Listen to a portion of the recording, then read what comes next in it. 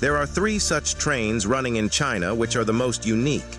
You will get to see this train only in China in the whole world. First is the light mono train running in Chongqing City. This train runs several feet above the ground. Because of less space in China's Chongqing City, it has to pass between buildings and restaurants. Second is the Sky Train. This train runs in Wuhan City of China.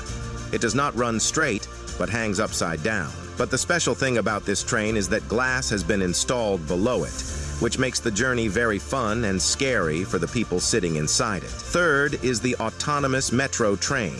We can also consider it the world's top train because this train has only 2 small coaches. That is why it is also called the Worm Train, because this train looks like a moving